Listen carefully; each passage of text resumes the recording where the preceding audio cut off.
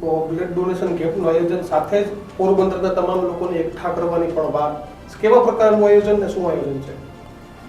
અહીંયા સિંધુ ભવન રોડ ઉપર જે મેટ્રિયટ પાર્ટી પ્લોટ છે એની અંદર શનિવારને 11 તારીખના રોજ બપોરે 3 વાગે અમદાવાદ સિવિલ હોસ્પિટલના જે દર્દીઓ ત્યાં દાખલ થાય છે પોરબંદર જિલ્લાના અને આજુબાજુના જિલ્લાના, એ લોકોને રક્તની ખૂબ જરૂર પડતી હોય છે. એટલે એ લોકો જે દર્દીઓ છે ખૂબ મોટે પાયાની અંદર હેરાન થતા હોય છે અને એટલા બધા લોકો અત્યારે આપણા વિસ્તારના લોકો આવે છે 3-4 જિલ્લામાંથી અને એ રક્ત માટે વલખા મારતા હોય છે. તો એ લોકોને મદદ કરવા માટે થઈને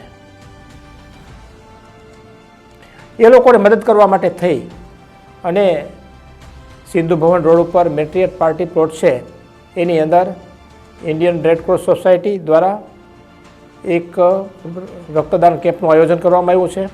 અને તે જ દિવસે ખાસ કરીને અમારે પોરબંદર જિલ્લાના અને આજુબાજુના 3-4 જિલ્લાની અંદર જે મેર સમાજના લોકો અહીંયા સ્થાયી થયા છે એ લોકોનું પણ સંમેલન સાંજે 6 વાગે રાખેલું છે. એટલે રેડક્રોસના માધ્યમથી પોરબંદરના જે લોકો અહીંયા રહે છે, ખાસ કરીને અહીંયા ઘણા જે લોકો સ્થાયી થયા છે એ લોકોના માધ્યમથી અમારે અહીંયા લગભગ 200 થી 250 બોટલનો ટાર્ગેટ કરી અને અમદાવાદ સિવિલ હોસ્પિટલની અંદર યુએન મહેતા હાર્ટ હોસ્પિટલને આપવાનું છે. તો મારી અહીંયાના જે રક્તદાતાઓ છે એની વિનંતી છે કે તમારું રક્તનું એક ટીપું છે કોઈનું જીવન બચાવી શકશે. અને રક્તદાન છે મહાદાન છે. અને ઘણા લોકો છે એને જ્યારે રક્તની જરૂર પડતી હોય છે ત્યાં રક્ત માટે દોડતા હોય છે. તો જે લોકોએ રક્તનો લાભ લીધેલો છે કોઈના, એ લોકો પણ બ્લડનું ડોનેશન કરે. અને બીજા લોકોને મારી વિનંતી છે કે આનાથી મોટું કોઈ પુણ્ય નથી.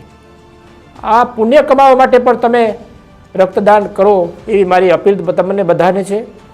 અહીંયા કેન્સર હોસ્પિટલની અંદર ક્યારેક પોરબંદર જિલ્લાના, જામનગર જિલ્લાના, દેવભૂમિ જિલ્લાના, જૂનાગઢ જિલ્લાના કે બાજુના રાજકોટ જિલ્લાના એક દર્દીને 20-20 બોટલની જરૂર પડતી હોય છે. કિડનીની અંદર પણ 20-20 બોટલની જરૂર પડતી હોય છે. યુએન મહેતાની અંદર હાર્ટ હોસ્પિટલ છે એની અંદર બાયપાસ સર્જરી થાય તો મિનિમમ 5 બોટલ જોતી હોય છે. આવા 1250 બેડની આ યુએન મહેતા માત્ર એક હોસ્પિટલ છે. સિવિલ હોસ્પિટલ છે લગભગ 3,500 થી 4,000 બેડ એની અંદર છે. એટલે તમે વિચારજો કેટલા બધા દર્દીઓ આવતા હશે. એટલે આ દર્દીઓ મોટે ભાગે બિલો મિડલ ક્લાસ હોય છે અને એ પૈસા પણ એફર્ટ કરી શકે એવા હોતા નથી.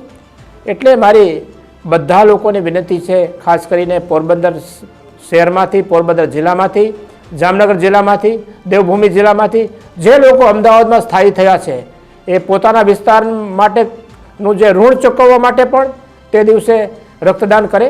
અને સાંજે 5:30 વાગે મેર સમાજના ભાઈઓ પણ બધા ભેગા થવાના છે. એ મેર સમાજના તમામ ભાઈઓને પણ વિનંતી કરું છું કે તે દિવસે બધા રક્તદાન કરે, એમાં કોઈ જાતનો સંકોચ ન રાખે.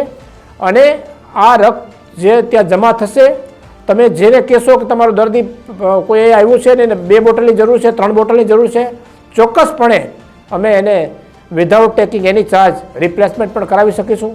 એટલે તમે બધા રક્તદાન કરો. પોરબંદર શહેરના જે લોકો સ્થાયી થયા છે એને ફરી એક વખત કહું છું, શનિવાર તારીખ 11ના રોજ બપોરે 3 કલાકે આ રક્તદાન કેમ્પ શરૂ થશે. તો આપ સૌ મોટી સંખ્યામાં રક્તદાન કરો એવી મારી તમને બધાની વિનંતી છે.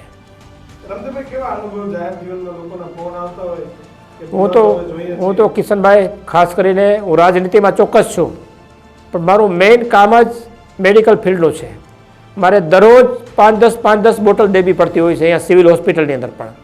અને ખરેખર લોકો આપણે જ્યારે એને બ્લડ આપણે લોકોને આપણે આપીએ ત્યારે ખૂબ એને પોતાને કોઈ મોટું દાન આપ્યું હોય એ પ્રકારનો સંતોષ વ્યક્ત કરતા હોય છે. કારણ કે અમદાવાદ જેવા શહેરની અંદર ત્યાંથી ગામડામાંથી માણસ આવ્યો હોય, એને અમદાવાદ પ્રદેશ જેવું લાગતું હોય અને એ પોતે એકદમ મૂંઝાયેલો માણસ હોય અને રક્ત મળશે કે નહીં એની અંદર ખૂબ દ્વિધાની અંદર હોય, એવે સમયે આપણને ફોન કરે અને એમને રક્ત આપણે અપાવી દઈએ તો ખરેખર એના એકદમ શાંતિ અનુભવે છે, સંતોષ અનુભવે છે અને પોતાને મોટું એક દાન મળ્યું હોય એ પ્રકારની કૃતજ્ઞતા વ્યક્ત કરે છે.